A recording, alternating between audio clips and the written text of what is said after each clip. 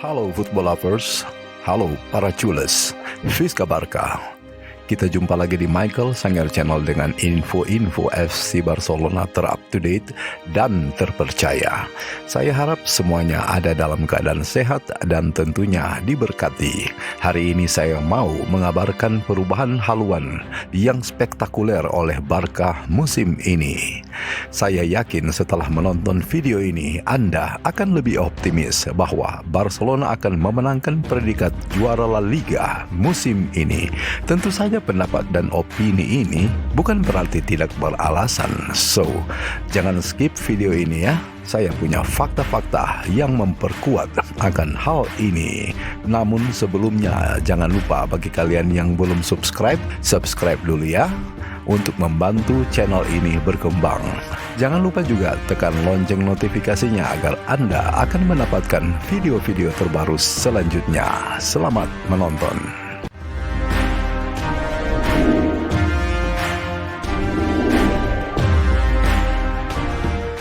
Pemirsa, mari kita tengok ke belakang. Pada bulan Desember lalu, mungkin hanya penggemar sejati yang masih optimis bahwa Barcelona dapat memenangkan La Liga.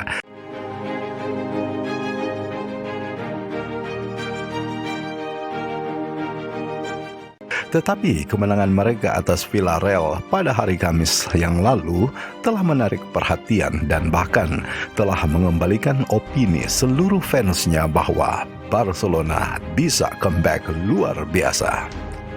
Alasan pertama,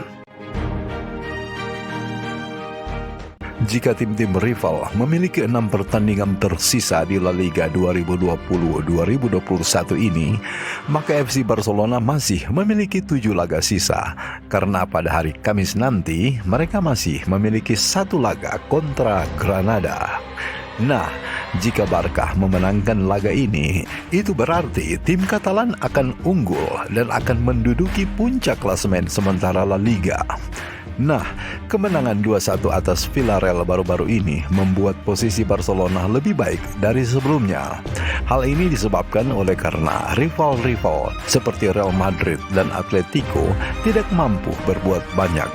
Real Madrid hanya menghasilkan hasil draw kontra Betis dan malahan sang pemuncak klasemen sementara Atletico Madrid kalah dari Bilbao dengan skor 2-1. Jadi, melihat hasil seperti itu, Barcelona memiliki peluang dan harus memanfaatkan peluang ini agar mereka otomatis akan menyingkirkan kedua Madrid tersebut dari posisi teratas sementara. Alasan kedua, spektakuler comeback Barca. Ini adalah perubahan haluan yang luar biasa ketika kami membandingkan seperti apa klasemen La Liga Desember lalu.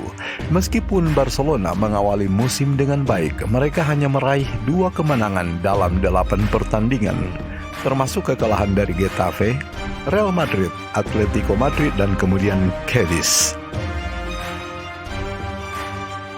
Ini jelas terlihat seperti tirai.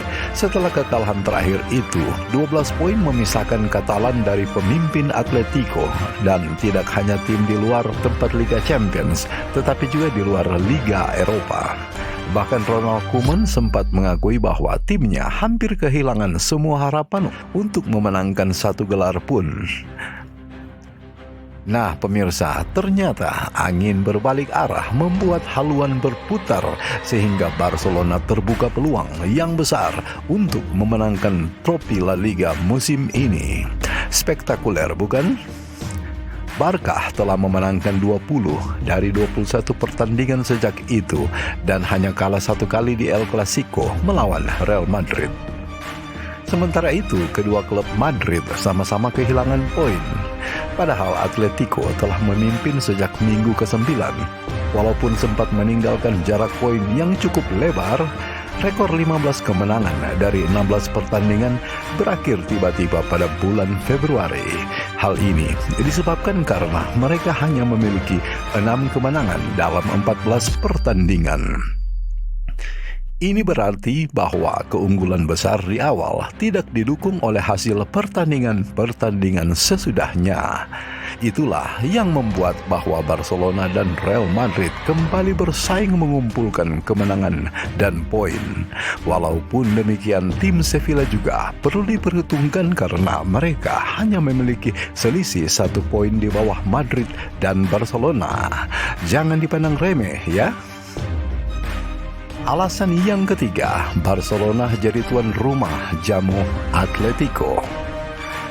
Pemirsa, jika Real Madrid dan Sevilla hanya bisa menang dan berharap rival mereka goyah, maka tidak demikian dengan Barcelona dan Atletico. Jika Atletico memenangkan 6 laga tersisa, maka Atletico akan menjuarai La Liga. Namun untuk mengalahkan Barcelona tidaklah seperti membalikkan telapak tangan bagi mereka, sebab sekarang Barcelona berada di posisi menguntungkan, apalagi mereka akan menjamu Atletico di kandang sendiri pada 9 Mei dini hari nanti. Walaupun hal ini tidak akan menjadi sebuah penentu juara gelar Liga, itu tetap saja akan berpengaruh besar pada hasil akhirnya, ya kan? Nah pemirsa, saya pikir Barcelona sekarang lebih siap dari sebelumnya. Ini sangat beralasan sebab Barca telah membuktikan bahwa mereka bisa berbalik arah hanya dalam 4 bulan untuk berada di posisi terbaik pada saat ini. Jika gelar Copa sudah di tangan, mengapa gelar La Liga tidak? Kini Barca siap mengukir sejarah piala ganda musim ini. Jika demikian dari saya, bagaimana menurut Anda? Ketikkan saja di kolom komentar ya. Alasan yang keempat yaitu taktik bunglon Koeman.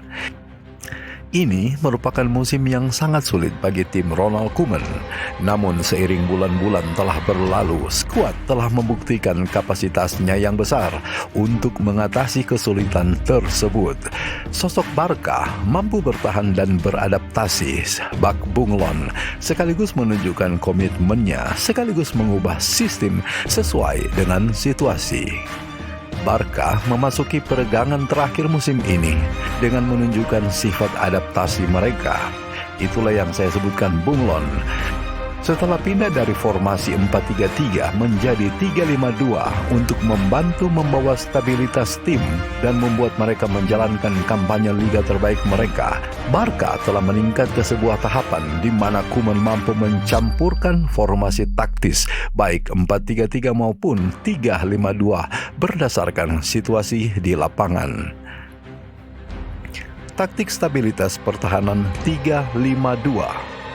Dalam pertandingan Liga melawan Sevilla, Ronald Koeman mengejutkan semua orang dengan menggunakan sistem 3-5-2, sebuah formasi yang telah digunakan melawan tim sebelumnya. Tetapi Koeman melakukannya sekarang dengan beberapa tambahan detail yang penting. Gol pertama yang dicari Koeman adalah adanya perubahan di area pertahanan area tengah Barcelona, di mana mereka mampu bertahan dengan 2 bek di bagian tengah menjadi 3 bek.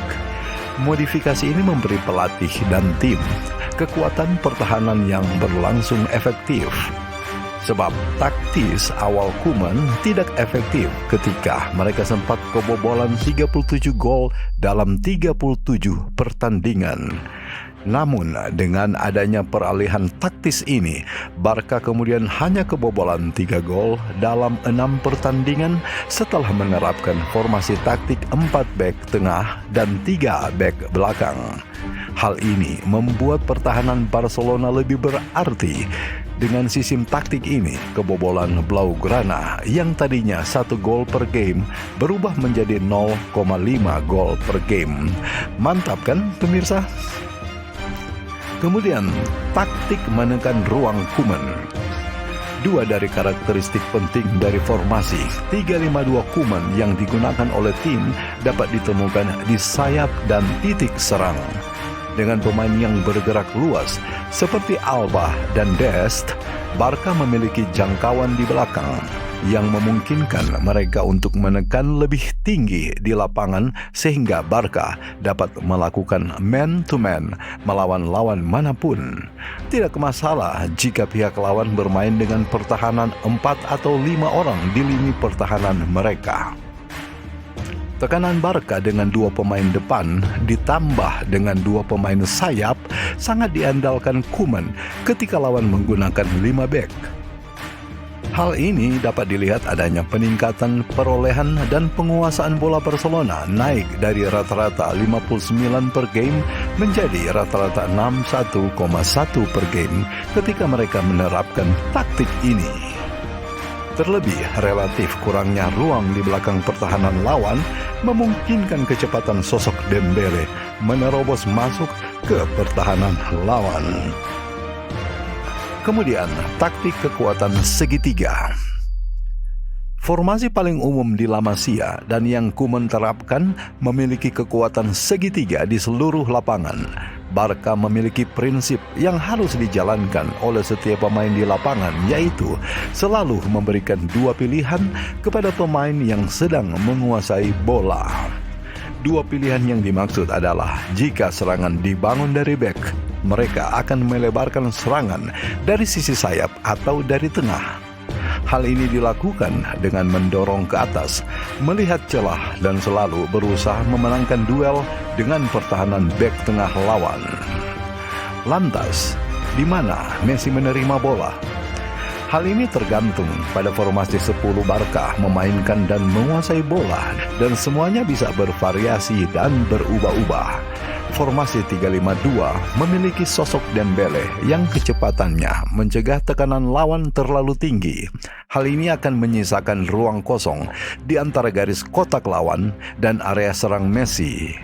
Ketika Barca menggunakan sistem 4-3-3, maka Messi memiliki kebebasan untuk menempati beberapa posisi tergantung situasi yang ada.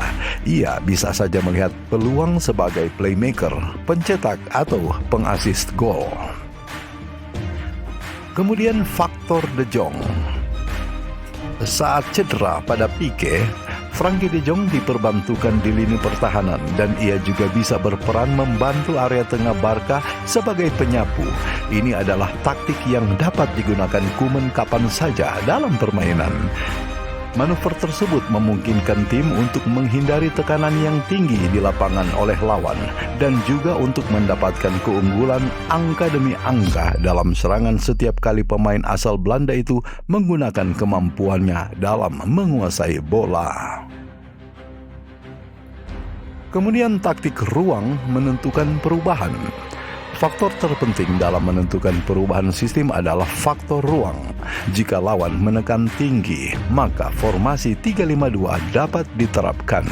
Hal ini disertai dengan memanfaatkan salah satu kemampuan Dembele dan sayap belakang untuk bermain lebih dalam. Sebaliknya, jika lawan memutuskan untuk lebih bertahan, maka pemilihan formasi 4-3-3 dengan pemain sayap dan bek sayap memberi tim lebih banyak pilihan menyerang dalam situasi ini. Memang di laga El Clasico melawan Real Madrid sebelumnya, Barca memulai permainan dengan formasi 3-5-2 dan pada babak kedua mereka merubahnya menjadi 4-3-3. Saat itu menurut saya Barca tidak jelek. Terdapat faktor wasit yang kurang berpihak. Hal ini saya sudah bahas pada video sebelumnya tentang El Clasico ya. Jika Anda ingin menyimaknya lebih dalam, silakan tonton video itu. Kemudian, pemirsa, faktor Mingueza dan Dembele berganti posisi. Pemain yang serba bisa yaitu Mingueza dan Dembele dapat mengubah posisi taktis di tengah-tengah pertandingan tanpa memerlukan pergantian personel. Jika diperlukan, Mingueza bisa bergerak dari bek sayap ke bek kanan, sementara Dembele bisa bergerak dari posisi penyerang tengah ke posisi melebar. Biasanya pemain Prancis itu melebar ke sebelah kanan. Sumber Opta Sport. Nah pemirsa, demikian berita dan opini hari ini. Semoga setelah menonton video ini, pemirsa, para culers, para fans Barca akan optimis bahwa Barcelona akan memenangkan La Liga musim ini. Itu berarti mereka akan membawa pulang 2 trofi ganda di musim ini. Terima kasih sudah menonton. Sampai jumpa pada video-video selanjutnya. Saya Michael Sanger Channel, mohon undur diri.